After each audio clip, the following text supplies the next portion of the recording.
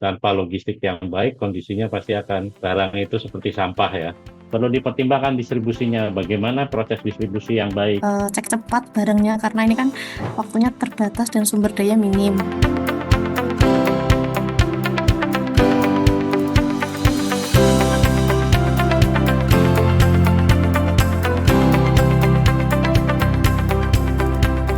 Selamat siang teman-teman yang berada di wilayah Indonesia Barat, wilayah Indonesia Tengah dan wilayah Indonesia Timur. Kita kembali ke pelatihan yang diselenggarakan oleh Lokadaya dan kali ini kita akan bicara tentang manajemen sumber daya dalam krisis. Ini adalah pelatihan yang keempat, minggu keempat tentu saja. Saya sangat berharap teman-teman tidak bosan dan masih tetap bertahan hingga nanti pelatihan yang terakhir di tanggal 16 Desember. Saya ditemani oleh Bang Jul yang menemani kita tentang apa itu kebencanaan dan sebagainya. Untuk menaiki Bujiono selaku senior advisor dari Bujiono. Assalamualaikum warahmatullahi wabarakatuh. Saya Puji Bujiono. Selamat bertemu kembali Ibu Bapak rekan-rekan sekalian di modul keempat. Sebentar lagi kita akan masuk ke ruang mesin dari setiap operasi kemanusiaan. Kita akan membahas topik yang sangat krusial, yaitu manajemen logistik dan distribusi bantuan kemanusiaan. Dalam tubuh sebuah operasi kemanusiaan, logistik adalah sistem peredaran darahnya. Dia memastikan nutrisi, yaitu bantuan, mengalir dari jantung, yaitu gudang, melalui pembuluh arteri, yaitu transformasi, dan transportasi, hingga sampai ke sel-sel tubuh yang paling membutuhkan, yaitu komunitas terdampak. Jika sistem ini tersumbat atau bocor, maka seluruh tubuh operasi kita akan lumpuh. Rencana yang hebat sekalipun, asesmen yang akurat, semua tidak akan ada artinya jika barangnya tidak sampai. Maka kata kunci untuk modul ini adalah profesionalisme, mengubah niat baik menjadi dampak nyata. Kita semua pasti pernah merasa miris melihat berita tentang bantuan yang menumpuk dan membusuk atau distribusi yang ricuh dan tidak adil. Modul ini adalah upaya kita untuk mencegah itu dari terjadi. Logistik yang baik adalah perbedaan antara janji yang terpenuhi dan janji yang diingkari. Pokok-pokok bahasan kita di modul ini akan sangat praktis dan bisa langsung diterapkan. Kita akan berlatih memetakan rantai pasok lokal. Di sana ada topik tentang siklus logistik kemanusiaan, mulai dari barang diterima, dicatat, disimpan hingga dibagikan dan dilaporkan. Dan yang akan menjadi highlight adalah sesi simulasi, di mana kita akan mempraktikkan alur distribusi. Di sana kita akan menemukan bahwa kunci dari semua ini terletak pada pencatatan yang rapi dan akurat. Anda akan dikenalkan pada prinsip 5T 1A, tepat waktu, tepat sasaran, tepat jumlah, tepat kualitas, tepat lokasi, dan yang terakhir, akuntabel. Modul ini merubah cara pandang bahwa logistik bukan cuma urusan kuli angkut atau supir. Logistik adalah sebuah disiplin ilmu, sebuah seni manajemen yang membutuhkan ketelitian, perencanaan, dan kreativitas. Setiap paket bantuan yang Anda kelola adalah sebuah amanah yang harus dikawal sampai ke tujuannya. Mari kita siapkan diri untuk belajar menjadi manajer aset kemanusiaan yang andal dan terpercaya. Selamat mengikuti modul keempat. Wassalamualaikum warahmatullahi wabarakatuh. Saya Puji Bujiono.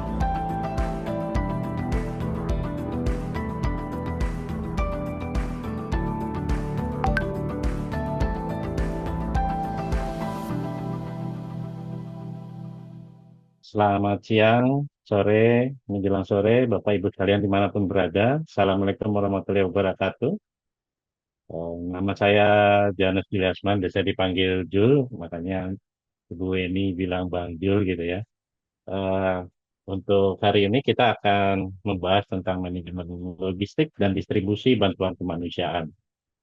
Jadi prinsipnya adalah kita manajemen terkait sumber daya, ya, dari gudang ke tangan warga, memastikan bantuan tepat sasaran, tepat waktu, dan bermanfaat.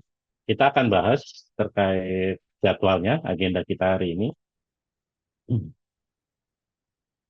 mulai dari mengapa logistik itu penting ya, logistik atau bisa disebut mengapa manajemen sumber daya itu penting gitu. Lalu juga bagaimana memetakan rantai pasok lokal dan juga alur distribusi bantuan darurat dan rancangan alur logistik. Dan nanti kita akan ada diskusi mungkin per kelompok, tapi karena jumlahnya sedikit, mungkin nanti bisa langsung panel saja kali ya, teman-teman semua. Eh, yang akan kita pelajari lebih kepada bagaimana kita memahami prinsip dasar logistik kemanusiaan, ya. Yang kedua juga mampu memetakan sumber daya di sekitar kita, merancang alur distribusi bantuan yang efisien dan akuntabel, dan pastinya kita pelajari menguasai teknik pencatatan dasar untuk transparansi. Apakah teman-teman semua yang ada di sini eh, sudah pernah melakukan proses logistik bantuan, mengirimkan bantuan, memberikan bantuan kepada masyarakat terdampak bencana ataupun konflik atau apapun? Ya Pak, saya Reta dari Yayasan Mentari Sehat Indonesia Jawa Tengah Pak. Ya, Ya sudah kebetulan, pernah pengalaman? ya Pak, dari yayasan kami kebetulan dari tahun 2023 sampai sekarang itu rutin Pak mengirimkan bantuan yang terutama yang ada di Jateng ya Pak. Oke, berarti sudah proses ya. Jadi kalau kita lihat di gambar seperti ini, terima kasih teman-teman atas sharingnya. Kalau kita lihat di gambar seperti ini, kita lihat bahwa tanpa logistik yang baik, kondisinya pasti akan barang itu seperti sampah ya. Tapi dengan logistik yang baik itu, bantuan bisa tepat sampai dan juga tepat guna, menjaga martabat dan membangun kepercayaan. Kuncinya adalah di sana gitu ya. Jadi kita perlu ada logistik yang baik atau manajemen sumber daya yang baik. Kalau kita bicara logistik, itu kan ada sumber dayanya ya, Bapak Ibu sekalian. Kira-kira menurut Bapak Ibu, kalau kita bicara sumber daya, itu ada sumber daya apa saja ya? Saya dari saya lagi dari wilayah bencana ini Pak di Kota Padang. Dan Ya, saat ini emang sedang kami lakukan beberapa hal yang lagi dipelajari ini. Nah, terutama kalau kami kan yayasan sosial, jadi tidak memiliki daya dan upaya gitu, tapi kami memiliki SDM. Nah, yang sehemat kami ya SDM itu yang lebih penting saat ini untuk menjadi sumber daya utama. Kalau ada pun bantuan tidak ada SDM yang mumpuni juga ini akan terjadi penumpukan dan kasus malah terjadi saat ini di salah satu kecamatan itu lurahnya menumpuk satu bantuan di tempat posko dan memilah-milah siapa yang menjadi warganya yang untuk dapat bantuan. Nah, ini menimbulkan pro dan kontra serta keributan yang luar biasa karena secara faktualnya adalah semua orang harus dapat gitu kan, semua orang terdampak dan tidak melihat dia warganya, tidak melihat identitasnya, tidak melihat dia siapa. Nah, tapi manajemen yang salah menimbulkan konflik yang luar biasa di mana orang tidak percaya dengan pemerintah. Sehingga mereka merasa, oh tidak perlu kita dapat bantuan dari dia. Masih banyak orang yang peduli dengan kita. Nah, kami yang turun langsung miris melihat situasi dan kondisi saat ini. Sehingga apa yang bisa kami lakukan, apa yang bisa kami kerjakan, terus mengumpulkan logistik dari orang-orang yang peduli itu langsung kami salurkan. Tanpa kami pertimbangkan, oh dia layak atau tidak, oh dia pantas atau tidak. Tapi dia bagian dari orang penerima manfaat. Begitu Pak, makasih. ya, baik. Terima kasih Bang. Saya panggil Bang Niki juga kali ya, karena dari Padang ya. Iya Pak. Ya, jadi pertama sumber daya manusia. Lalu ada sumber daya apa lagi tadi? Lebih ke logistik ya, material berarti ya. Ya material Pak. Kalau Ada juga sebenarnya kayak uang gitu kan, penyaluran uang gitu, tapi menurut kami tidak efektif karena itu tidak akan merata. Sehingga idealnya kami saat ini belikan bahan makanan, Pak, seperti Indomie, beras gitu kan. Iya, Bisa betul. mereka Ya, pakai gitu. termasuk material ya itu ya. Iya, Baik. betul. Ya, terus berarti ada belikan berarti ada finansial. Betul, Pak. Ya, dan terakhir sumber daya informasi ya. Jadi empat hal itu yang perlu dipertimbangkan dalam kita eh, bicara tentang sumber daya gitu ya. Dan pastinya dalam sumber daya tadi kita bicara nanti masuk ke arah logistik itu lebih kepada bagaimana kita sebut sebagai manajemen sumber daya itu ya kita harus merencanakan ya kan, lalu mengorganisir tadi melihat bagaimana kebutuhan masyarakat gitu ya, terus mengorganisir bagaimana memberikan bantuannya, lalu mengalokasikan. Tadi Bang Niki juga bilang bahwa sebenarnya perlu ada sortir gitu ya. Terus juga perlu dipantau dan juga perlu dievakuasi semua dari penggunaan sumber dayanya itu. Karena pastinya logistik ini juga membutuhkan manusianya, membutuhkan finansial, ada materi yang diberikan baik sandang pangan ataupun papan, ataupun juga informasi ya, informasi sumber daya informasi yang juga ya, diberikan gitu. Jadi untuk mencapai tujuan kemanusiaan secara efektif dan efisien. Nah, bicara efektif dan efisien, kita perlu lihat bahwa efektif itu lebih kepada tepat sasaran, ya, dan benar-benar menjawab kebutuhan. Karena di modul yang kemarin kan teman-teman bicara rencana respon, ya, itu juga perlu melihat kebutuhan yang paling mendesak dan memberikan istilahnya jangan sampai misalnya kebutuhannya adalah jaket tebal yang diberikan adalah selimut tipis misalnya seperti itu. Atau mungkin memberikan jaket tebal tetapi di daerah yang panas gitu ya. Jadi perlu efektif. Dan pastinya juga untuk pembelian atau manajemen sumber daya itu juga lebih efisien nih. Bantuan kita disalurkan dengan cara yang pastinya paling paling efisien tuh paling hemat gitu ya dari sisi waktu dan tenaga ataupun biayanya tanpa mengurangi kualitas materi yang kita berikan itu. Nah, jadi bukan berarti hemat itu semuanya harus barangnya jelek gitu ya, tetapi hemat dan memberikan manfaat yang sangat lebih gitu ya, efisien, sangat efisien barangnya, bisa sesuai dengan kebutuhan. Tadi saya bilang bahwa kita perlu efektif dan efisien, bahwa pemberian manajemen sumber daya itu juga perlu logistik khususnya juga lebih bisa tepat waktu, ya, di mana bantuan tiba saat paling dibutuhkan dan juga tepat sasaran, diterima oleh kelompok paling rentan itu yang paling diutamakan gitu, bukan berarti yang lain tidak, tetapi ini harus kita benar-benar sasar untuk logistik ini gitu ya, bantuan ini. Lalu juga pastinya tepat jumlah, sesuai kebutuhan, tidak kurang atau berlebihan. Karena kalau kurang juga pasti akan jadi masalah, apalagi berlebih. Itu akan menjadi rebutan dan akan menimbulkan bahaya baru gitu ya. Dan pastinya juga tepat kualitas ya. T selanjutnya itu tepat kualitas, ya. 5T 1A. T-nya itu tepat kualitas, bahwa barang itu layak pakai dan sesuai standar. Jangan sampai memberikan bantuan gitu makanan tapi makanannya sudah kadaluarsa atau makanannya bau gitu ya. Terus kalau memberikan pakaian, pakaiannya sudah robek-robek, pakaiannya sudah tidak layak dipakai gitu. Jadi harus tepat kualitasnya ini. Dan juga pastinya tepat lokasi, bahwa distribusi atau logistik ini didistribusikan di titik yang aman dan mudah diakses. Kuncinya di sana.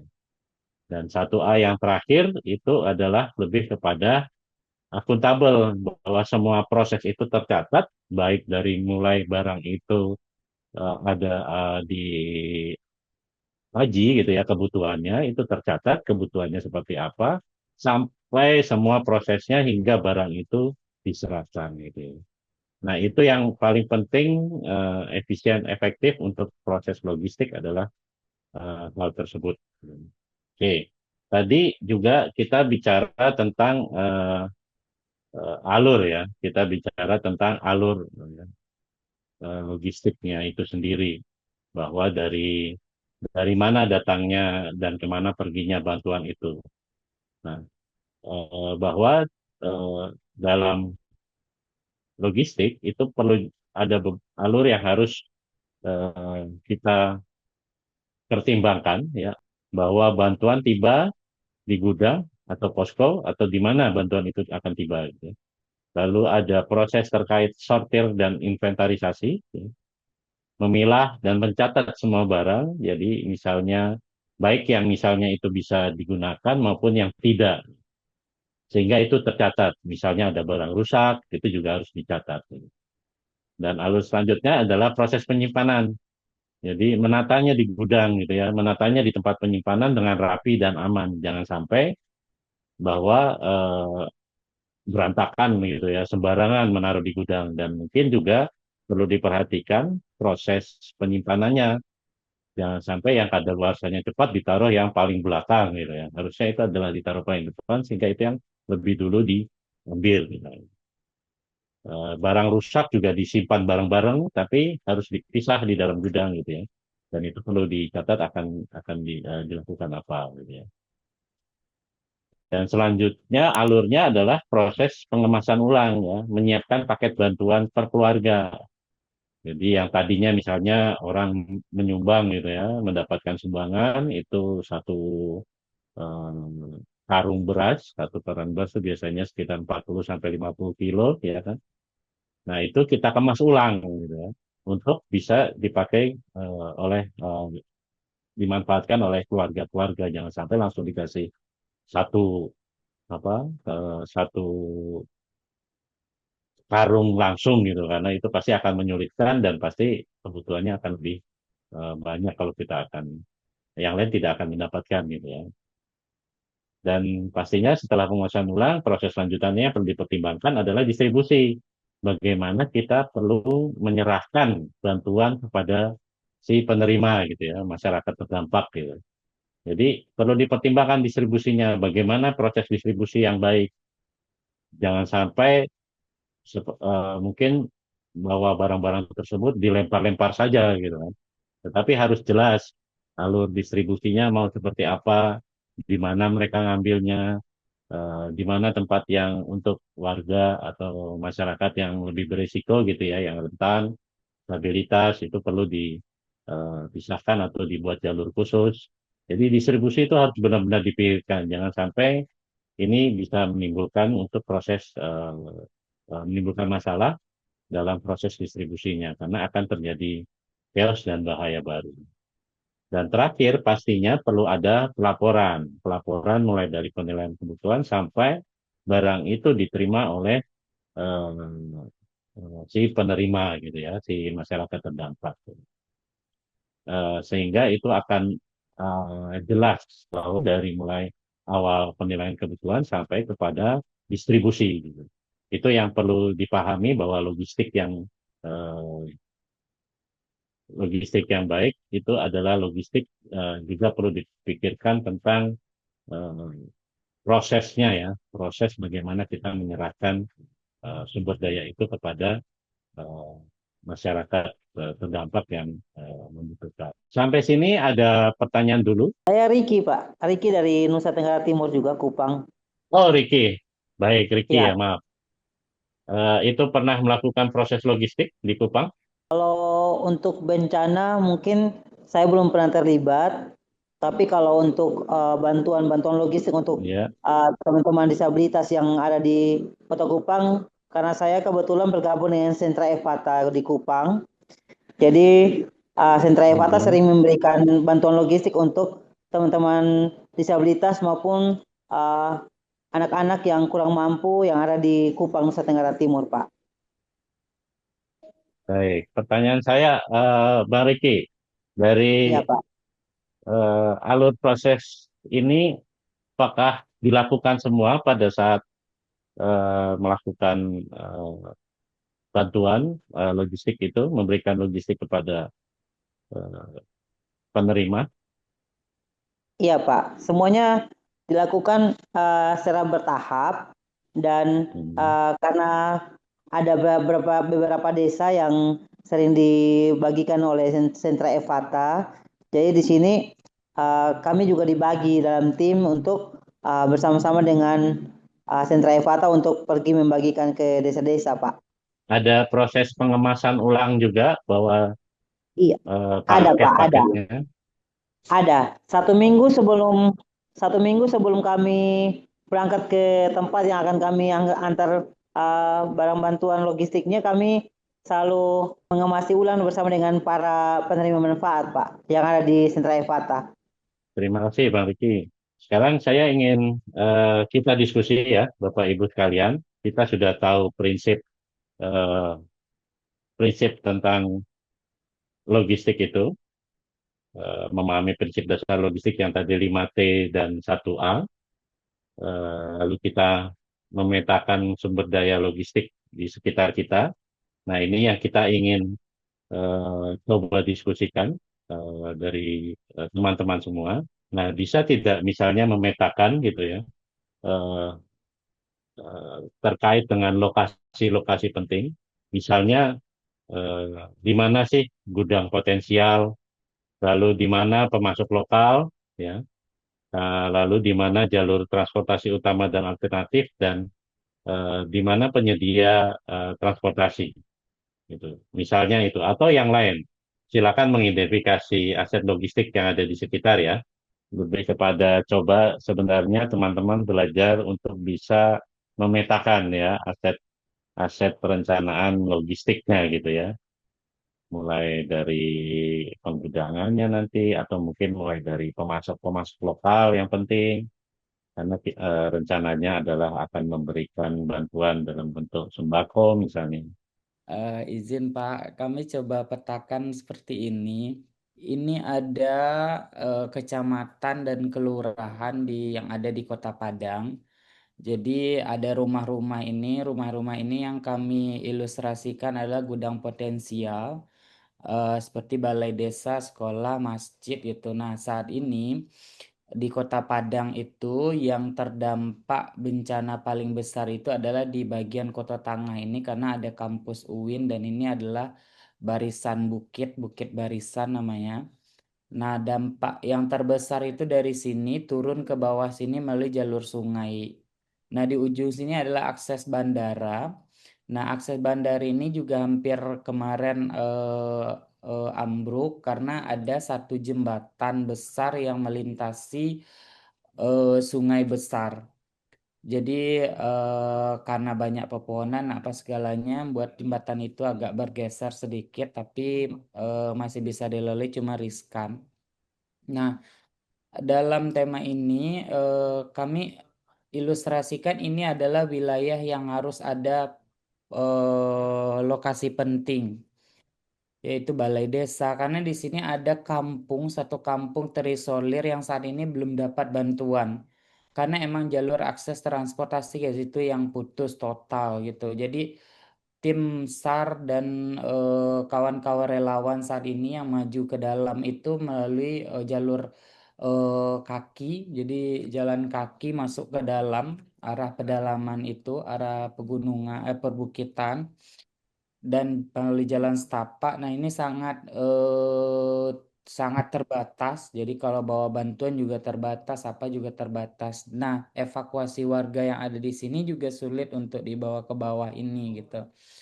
Jadi kami pusatkan di sini perlu ada lokasi penting satu. Tapi di sini emang ada kampus internasional, Universitas Islam Negeri gitu yang ambruk kemarin di sini juga dan cukup ramai penduduk karena ini banyak anak kos juga dari daerah-daerah kemari gitu. Terus ini ada PAU ini juga kampus Universitas Andalas. Cuman kampus Unan ini nggak terkena karena lokasi yang cukup padat dan keras di lokasi itu. Cuman di bawah ini ada jurang. Jadi di bawah kampus Unan itu ada jurang yang namanya Kampung Batu Busua. Nah, di Kampung Batu Busua inilah yang warga banyak hilang dan hanyut karena air bah dari atas perbukitan Unan dan atas perbukitan Uin. Jadi di sini ada jurang di turunan kaki bukit dia. Jadi ini aliran sungai kemari dan aliran sungai ke beberapa penyebaran ke beberapa aliran sungai kecil. Nah, itu yang membuat masyarakat tidak mampu untuk menyelamatkan diri dan hanyut gitu. Nah, di Pau ini, di Unan ini potensial untuk ditaruh lokasi penting karena ya emang ini satu-satunya lokasi yang aman di daerah itu saat ini. Pun kalau ada bencana tambahan atau berulang, lokasi ini tidak akan tersentuh oleh bencana gitu. Terus Hmm. di bawah kami taruh juga di Kuranji karena ini adalah turunan.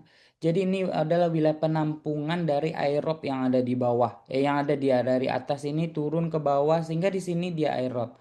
Yang bahaya saat ini adalah lokasi pemukiman yang menjadi lokasi air baru.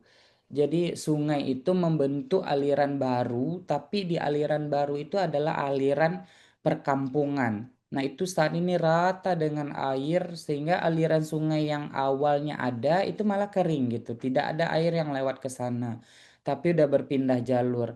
Nah, di sini yang banyak korban itu adalah orang tua. Karena cukup padat pemukiman di daerah sini karena kawasan dekat kampus iya, kawasan pribumi iya, jadi orang asli di sini lokasinya. Dan banyak orang tua yang ada di sini. Nah, ini kalau kemarin ada bencana banyak yang kena lumpur apa semuanya orang tua yang nggak sempat mengevakuasi ya di daerah sini. Dan saat ini pasca dari bencana itu lumpur yang ada di sana itu hampir setinggi lutut. Jadi kalau kita menginjak kaki udah kebenam lah satu lutut kaki kita sama lumpur gitu. Terus di bawah ini juga ada saya taruh di Padang Timur. Padang Timur ini yang saat ini jadi kayu-kayu balok yang ada di atas itu turun dia ke bawah sini arah ke pantai. Ini beda bibir pantai Padang. Nah, di daerah sini bencana yang akan timbul adalah air laut yang sudah diinfokan naik. Jadi ada pasang air laut sekitar tanggal 3 hingga ke tanggal 8 udah rilis BMKG.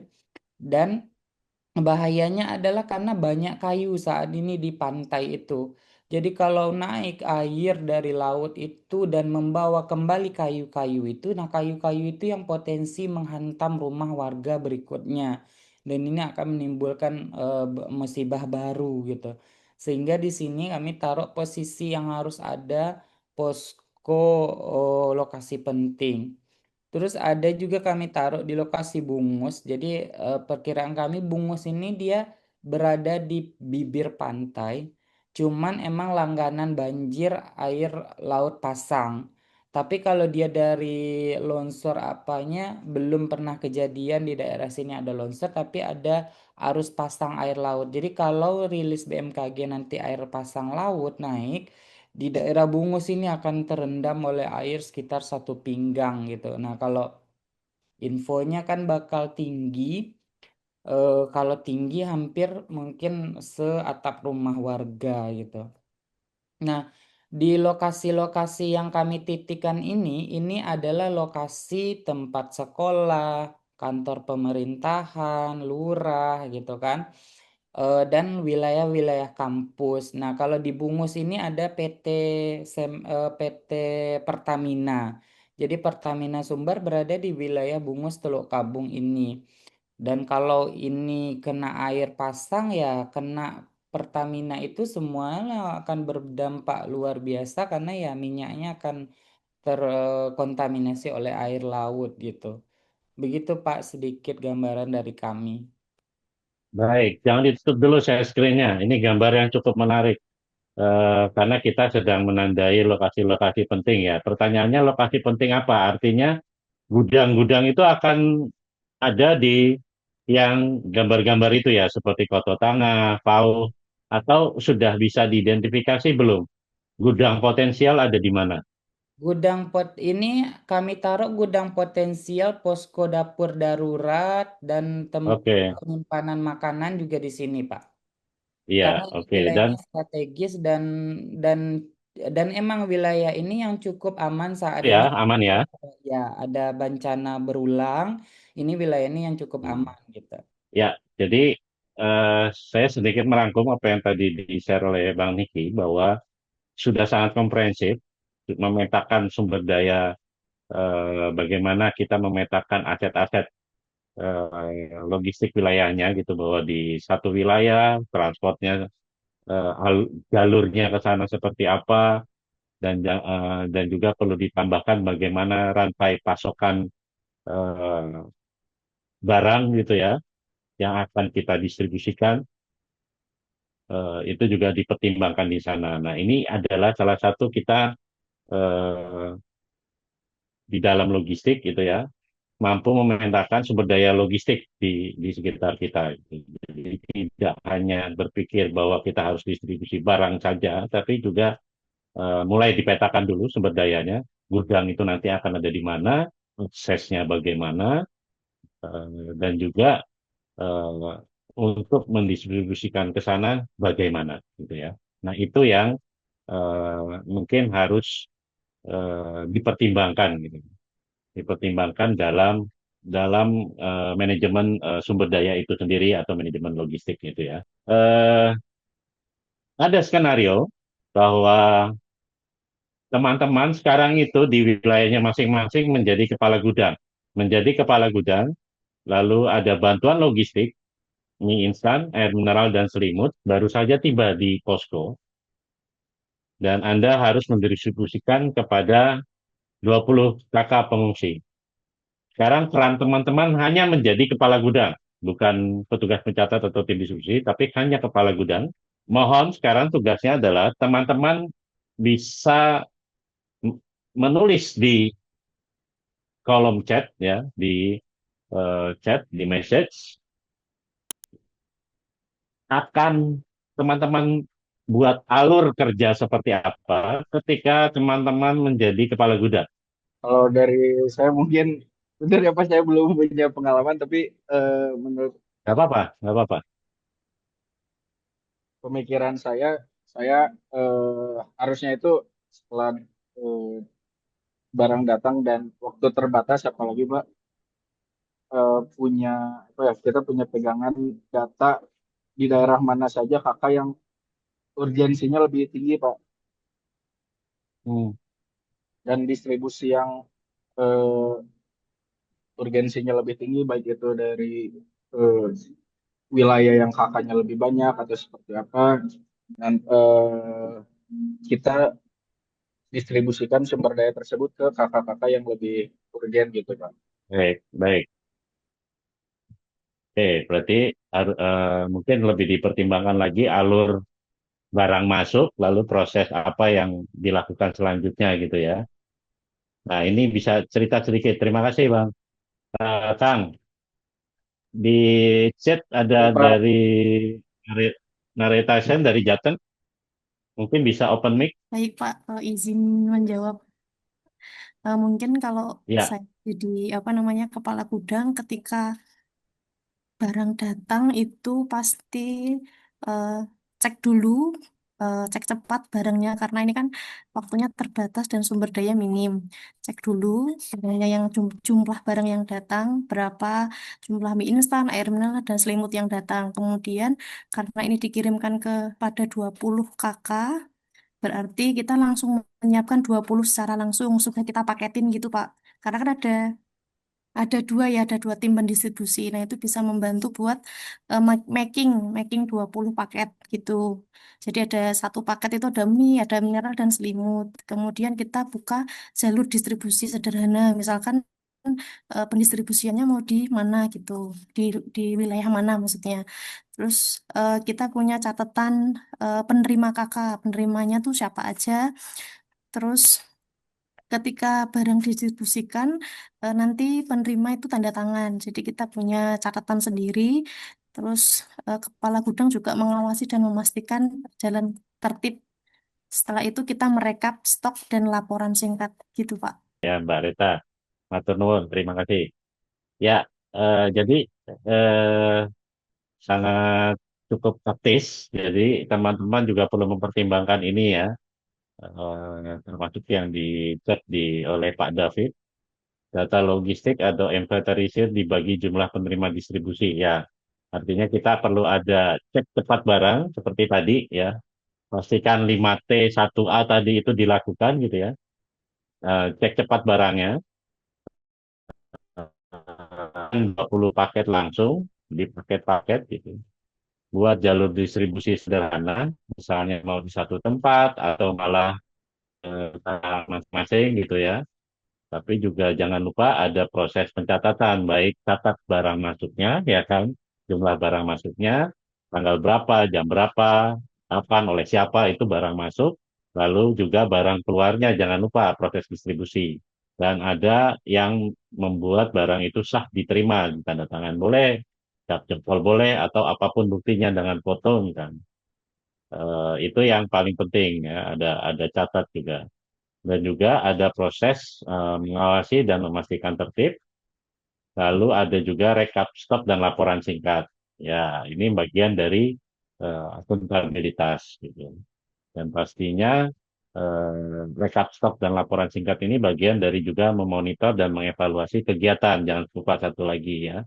Mungkin di nomor 7-nya evaluasi dari kegiatan eh, pembagian apa distribusinya itu sendiri gitu.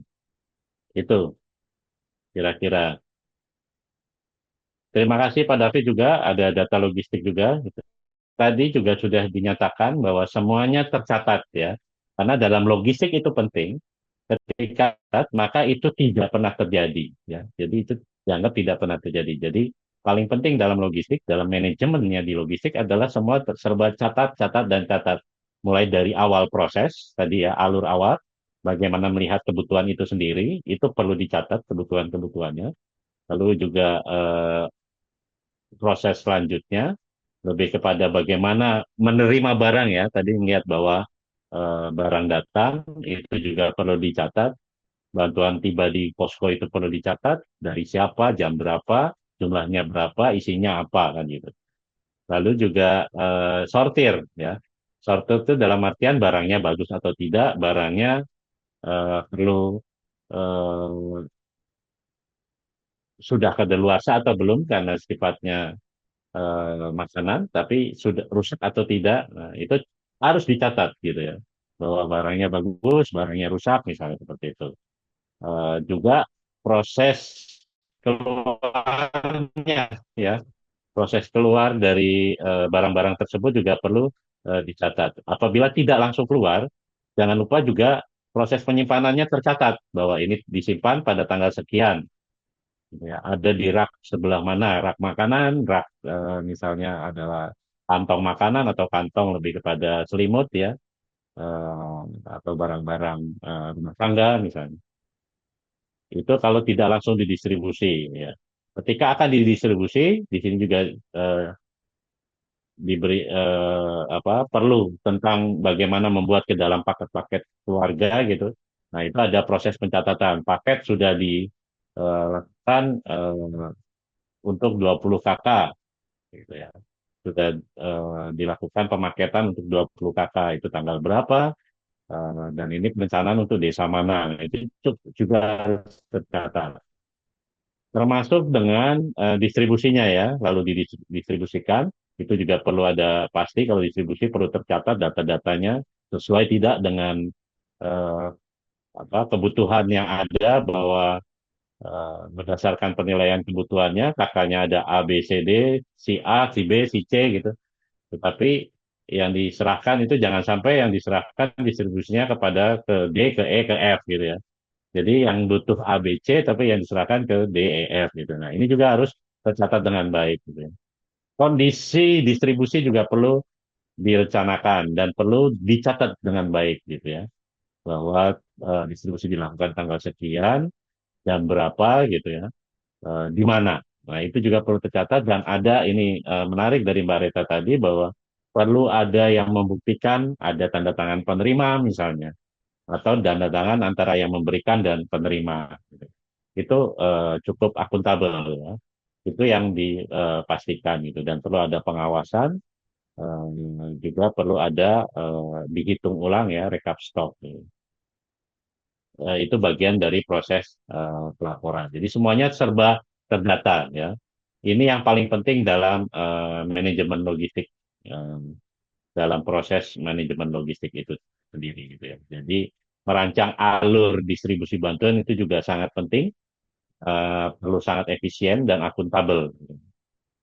Dan terakhir itu adalah pastinya teknik pencatatan dasarnya juga perlu dipertimbangkan ya. Pencatatan dasar tadi saya bilang bahwa eh, dari mulai kebutuhannya ya, menilai kebutuhannya sampai barang itu diterima dan ada proses evaluasinya, itu harus tercatat semua sehingga itu menjadi manajemen logistik ya.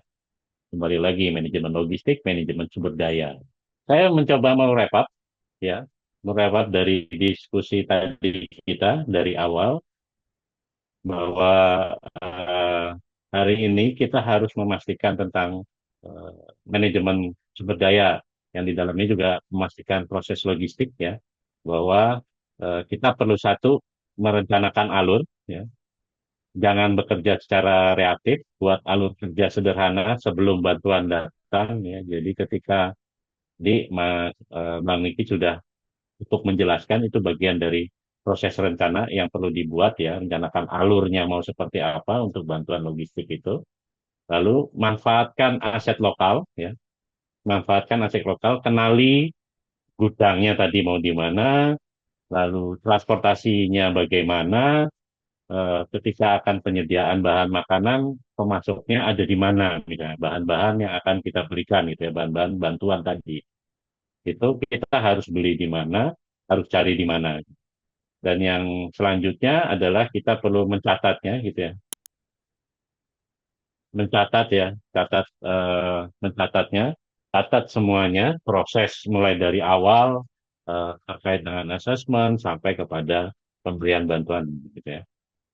Yang perlu dipahami lagi bahwa kita perlu tadi dijelaskan Menteri bahwa kita prioritaskan yang rentan, prioritaskan yang paling berisiko, bahwa pastikan bantuan-bantuan tersebut sampai kepada lansia, anak-anak ya, disabilitas dan ibu hamil, itu harus didahulukan gitu ya, harus lebih didahulukan.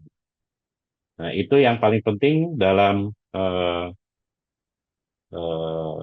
logistik ini gitu ya. Jangan sampai justru malah mereka yang kita kesampingkan gitu ya. Itu yang perlu dipertimbangkan. Dan yang pasti jika teman-teman lembaganya masing-masing itu perlu jaga martabat ya, jaga martabat si masyarakat terdampak gitu. Jangan sampai kita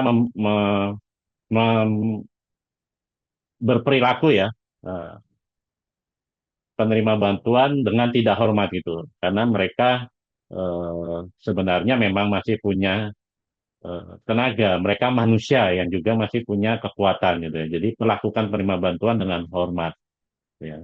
Mereka bukan minta-minta, tapi ya kita hargai bahwa mereka itu juga manusia gitu ya. Nah, itu yang paling penting dari diskusi kita hari ini gitu ya. Bahwa dalam logistik ada 5 hal ini, dan pastinya di awal tadi kita juga sudah pertimbangkan prinsip logistik ya, 5T dan 1A. 5T dan 1A, ada yang masih ingat? Silakan tulis di kolom chat. Penting ini dalam logistik, Bapak Ibu sekalian.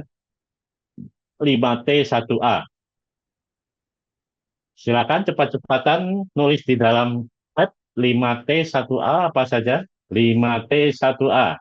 Di logistik prinsipnya 5T 1A. Nah, Reza sudah pengalaman sekali. Tepat waktu, tepat sasaran, tepat jumlah, tepat kualitas, dan satu lagi adalah tepat lokasi. Dan A-nya adalah akuntabel. Jadi itu yang paling penting dalam manajemen logistik kita, supaya pemberian bantuan respon ya, dalam kegiatan kemanusiaan kita itu juga lebih bisa membuat masyarakat lebih bermartabat ya, jadi tidak sembarangan. Baik, kita sudah sampai akhir dari belajar bersama kita. Eh,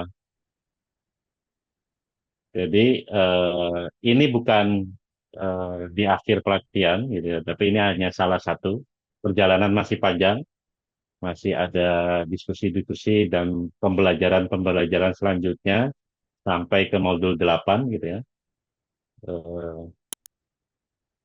Harapannya bagi teman-teman sekalian ya, teman-teman bisa membuat daftar inventaris aset logistik di organisasi masing-masing ya, lalu menyusun draft alur distribusi sederhana dan lakukan simulasi kecil secara internal gitu ya dalam proses pemberian bantuan logistiknya, sehingga akan tahu bahwa manajemen logistik itu akan seperti apa di masing-masing organisasi teman-teman.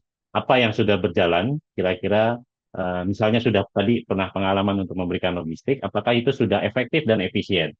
Gitu ya. Apakah sudah 5T1A? Nah, itu yang perlu pertimbangan tadi teman-teman mulai coba bisa lakukan ya. Harapannya setelah pelatihan ini mulai bisa dilakukan itu di lembaga masing-masing agar manajemen logistik ini bisa lebih baik di lembaga teman-teman dan juga pengetahuan teman-teman sendiri. Itu dari saya. Sebelum mengakhiri, mungkin Mas Rashid bisa men-share post-test sambil menunggu. Kalau memang ada teman-teman yang ingin ditanyakan, bisa langsung di kolom chat ya. Dan ini post-testnya. Baik, sambil terus mengisi, teman-teman nanti mungkin bisa mengisi dan saya serahkan ke teman-teman Utadaya untuk proses pengisiannya. Demikian Bapak Ibu yang dapat saya fasilitasi terkait dengan pembelajaran kita bersama di hari ini, yaitu terkait tentang manajemen sumber daya, pastinya terkait tentang manajemen logistik dalam krisis, ya baik itu bencana maupun konflik sosial atau krisis kemanusiaan lainnya.